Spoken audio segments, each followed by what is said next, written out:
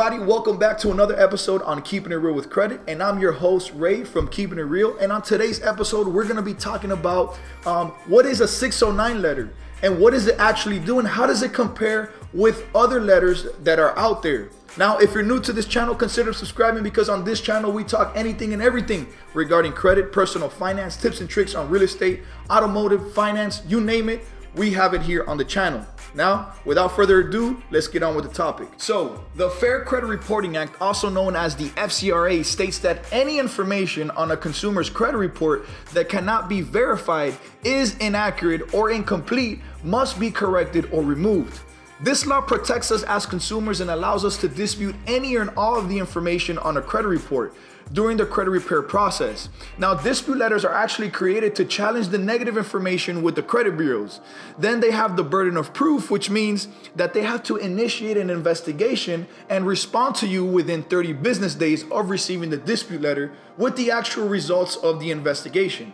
Now, if you've done some research online regarding disputes, you may have come across something that's called the 609 dispute letter. So, what exactly does that mean and how does it really work? Well, the 609 dispute letter is often billed as the credit repair secret that forces the credit reporting agencies to remove certain negative information from your credit reports.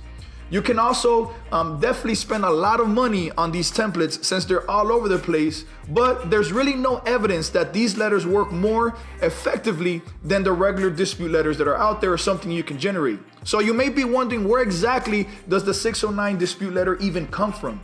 Well, 609 refers to a section of the FCRA that addresses your rights to request copies of your very own credit reports and the information that appears on your credit reports. However, this section does not have anything to do with the right that you have as a consumer to dispute information on your credit report or the obligation that the credit reporting agencies have to investigate your disputes.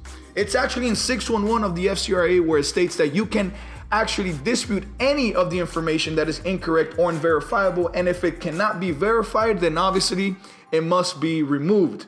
The theory of the 609 dispute letter is that if you ask the credit bureaus for information they cannot produce as a part of your dispute letter, such as original signed copies of your credit application or cash checks used for bill payments, then they would have to remove the disputed item because it'll be considered unverifiable.